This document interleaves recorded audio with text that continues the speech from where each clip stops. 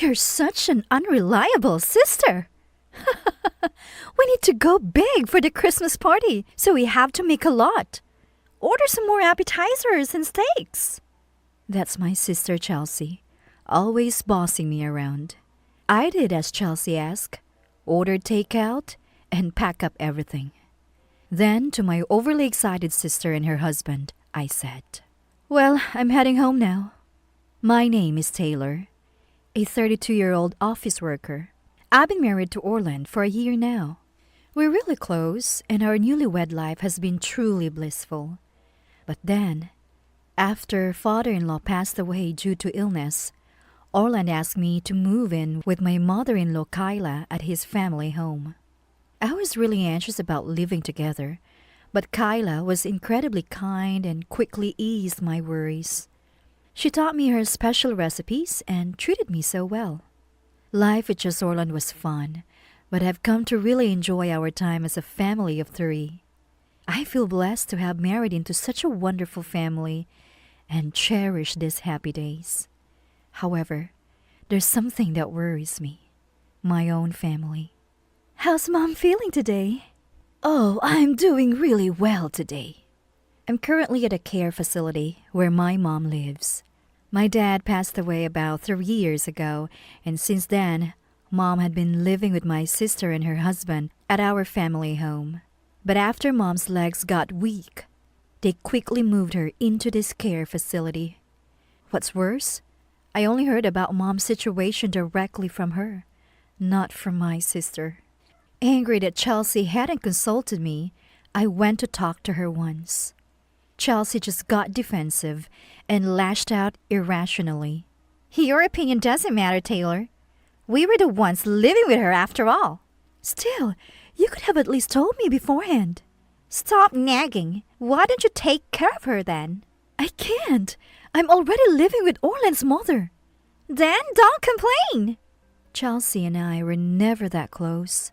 She's always been crafty, tricking our parents with her eloquence to get what she wants since we were kids.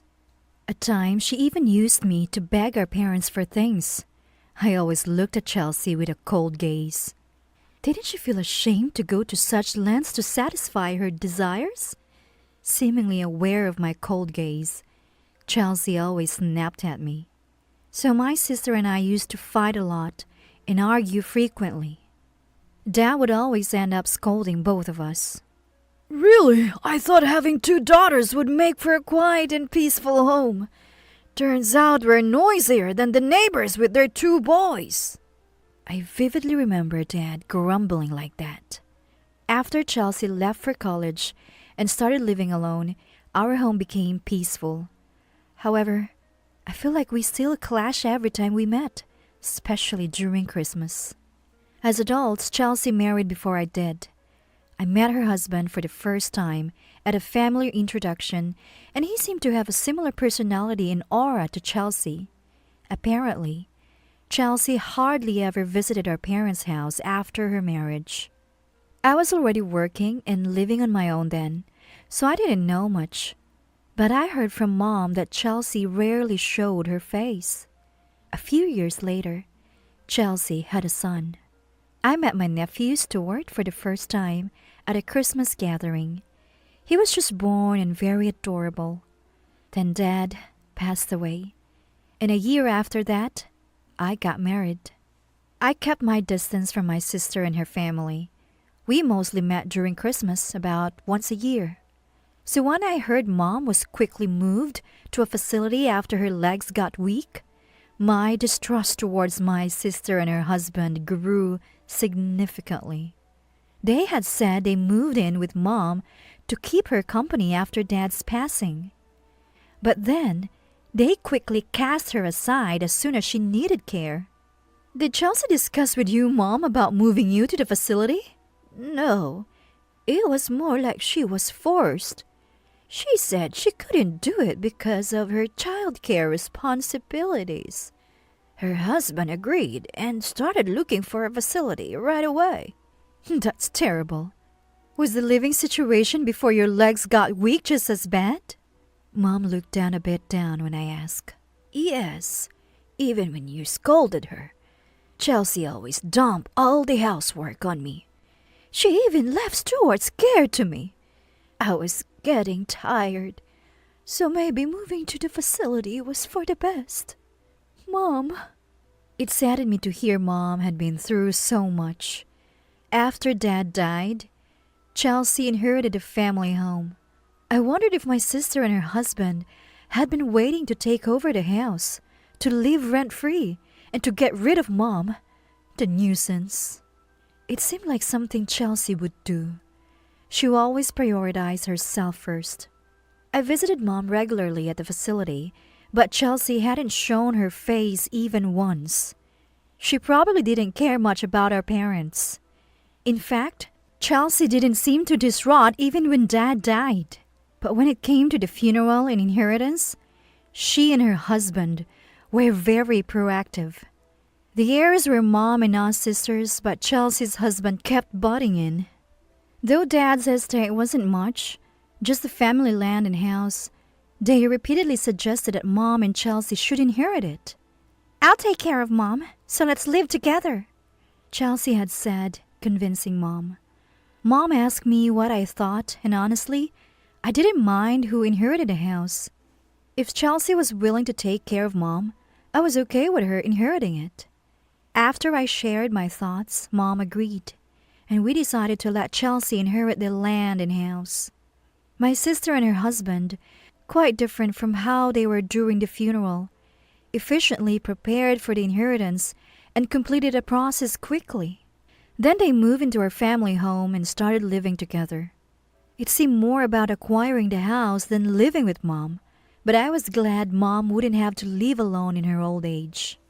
However, living with my sister and her husband turned out to be a nightmare for Mom. When I visited home, like during Christmas, Mom would always express her dissatisfaction when we were alone. Apparently, Chelsea, though a homemaker, dumped all the household chores on Mom and even had her take care of her son. Mom had to take Stuart to and from daycare and play with him. I'm already 68 and getting weaker. Chelsea does nothing, leaving Stuart to me and going out during the day. Such a thing. I trusted Chelsea to take care of Mom, but at that time, I had just started living with Kyla, so I couldn't live with Mom myself. I thought I needed to talk to Chelsea and ask her at least to take care of her own son. Putting all the burden on Mom isn't right. But Chelsea irrationally lashed out. Huh? We're living together to help her out. Mom should do at least that much. You don't have kids, Taylor. You don't know how hard parenting is. A childless housewife shouldn't interfere. That's no way to talk.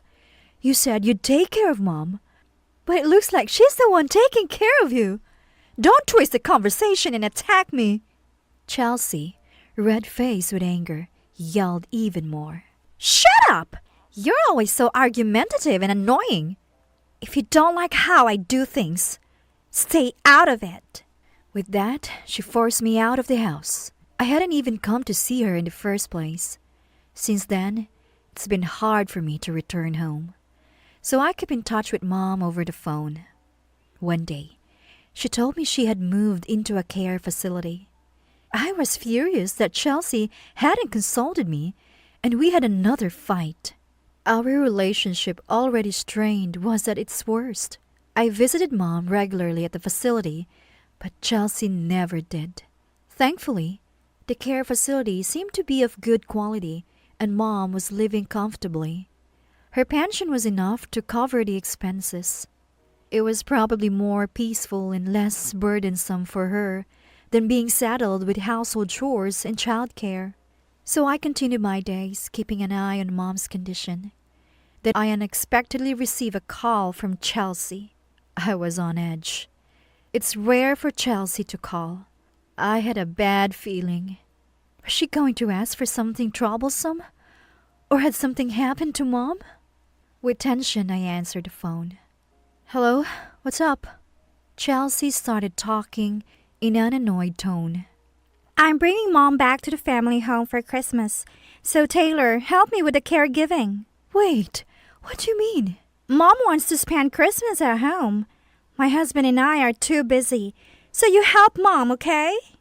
I was surprised by this sudden request. All right then, thanks. Wait, hang on.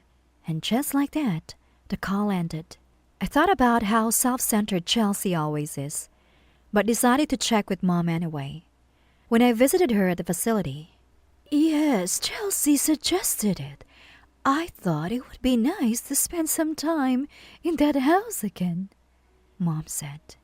It sounded like Chelsea had made it seem like Mom wanted to return, but maybe she was just embarrassed to admit it was her idea. I felt happy, thinking Chelsea did care about Mom after all. So I decided to join in and take care of Mom. Orlan and Kyla smiled and told me to go. So I prepared to visit my family home for the first time in a while. And then Christmas came. I took Mom and headed to the family home. When we arrived, Chelsea greeted us. Good to see you. Once you put down the luggage, could you help with some things? Chelsea said as she let us in. Sure, what do you need help with? To my surprise, Chelsea demanded. Could you start by cleaning all the rooms? All of them? I exclaimed in shock. Chelsea with a cold gaze. I told you we're busy, didn't I? She retorted. Although I had my reservations, I decided to comply quietly, considering I had brought Mom here, and it was now my sister's house. As I started cleaning earnestly, Stuart began to interfere. He started messing up the areas I had just cleaned. Could you please stop that? Why? I'm just playing. It's troublesome if you mess up what I've just cleaned. Stuart continued to make a mess, unconcerned. The house was large, and cleaning was already challenging. Increasing the workload was the last thing I needed. So I spoke to him a bit more firmly.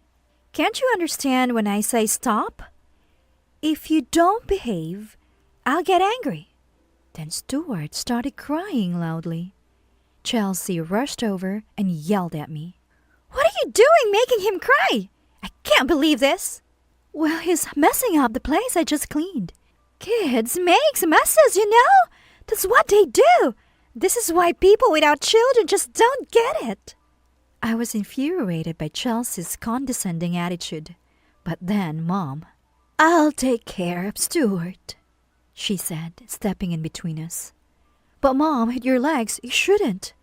It's fine. I have a secret trick to keep Stuart quiet.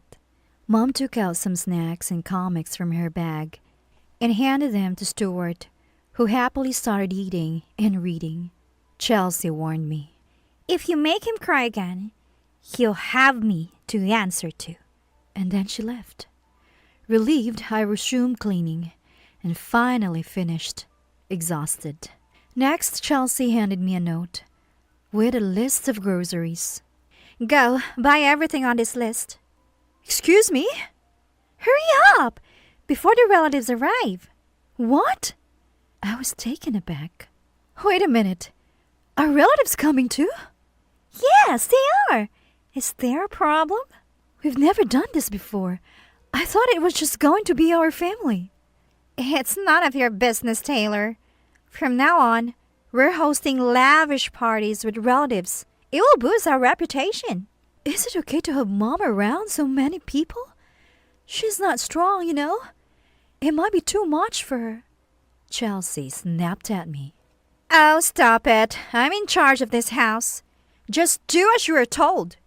I invited Mom to show the relatives how well I'm taking care of her. What?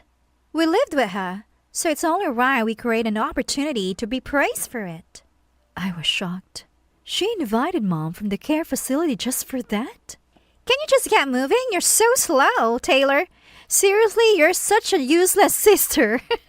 We need to go big for the Christmas party, so make sure to buy plenty. Appetizers and steaks and get them from a department store or something.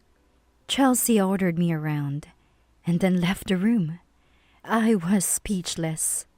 She wasn't thinking of Mom at all. She just wanted to use Mom to get praise from others. When I went to find Chelsea, she was lounging on the living room sofa, watching TV. She was making me work while planning to take all the credit herself. I suddenly felt everything was ridiculous. Being used like this, neither Mom nor I would be happy. I'd probably just be worked to the bone during the party. When I quietly told Mom what Chelsea had said, she was shocked. I thought I'd get to relax. I haven't mingled with relatives in years, and it makes me uneasy. And Chelsea invited me just for this. Mom, let's go back home today. I'll call Orland. I immediately phoned Orland and asked if it was okay to bring Mom to our place. After explaining, Orland and Kyla agreed. Of course, come over, Kyla said. Let's go back now, Mom. I ordered appetizers and steaks as Chelsea instructed and pack up. I could hear my sister and her husband and Stuart chatting in the living room. We're having a feast today. Lots of appetizers and steaks. Yay, awesome. I can drink lots of beer too. Leaving everything to me and expecting to have fun is not how the world works. After packing, I put the bags in the car and helped Mom inside. Then I went back inside and headed to the living room. To my overly excited sister and her husband, I said, Well, I'm heading home now. What? Wait, Taylor, what are you talking about? What about the cooking? The appetizers? You should do what you were asked to. Chelsea berated me. Don't worry, I've ordered the appetizers and steaks as you asked. This made Chelsea a bit quieter. But who will take care of Mom? I asked you to look after her. Don't worry, Mom's already in the car. Wait, what? That makes no sense.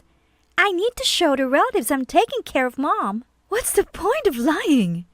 Even without Mom and me, you can still enjoy your lavish party, right? Chelsea's face turned red with anger.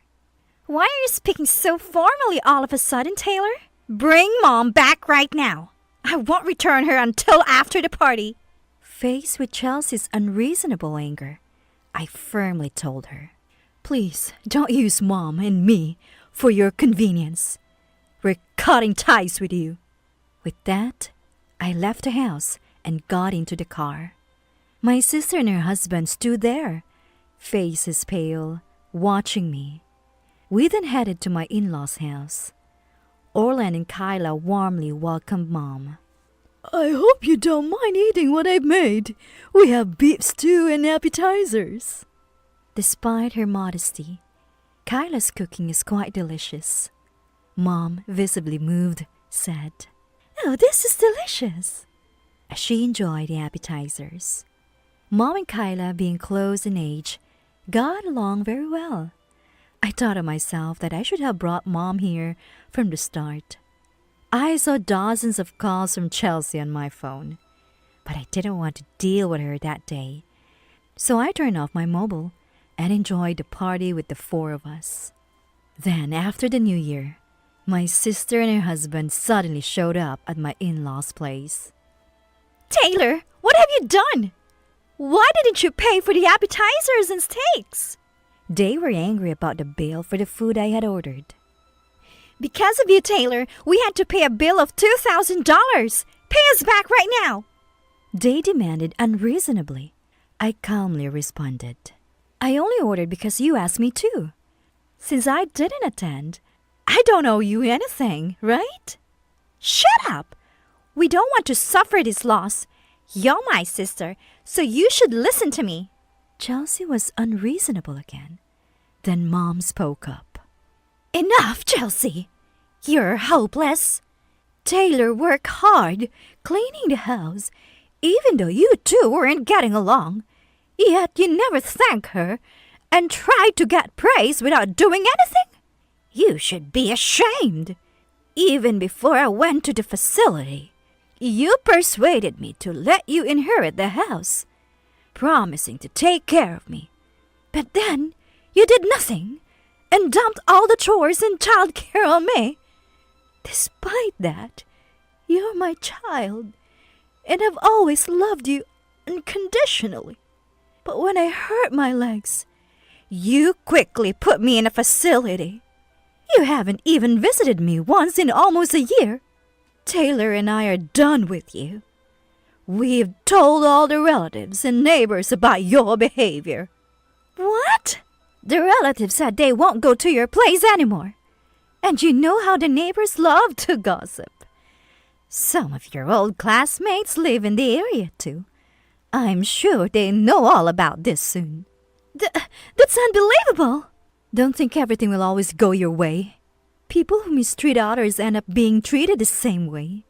Maybe it's time for you to reflect on yourself, Chelsea. But we won't have anything to do with you anymore. My sister and her husband were ashen-faced. Orland then delivered the final blow. Can you leave now? If you come back uninvited, we won't hesitate to call the police. Hearing police, they hurriedly left. The gossip of police involvement would make it impossible for them to live in that house anymore. The neighbors reportedly avoid them now.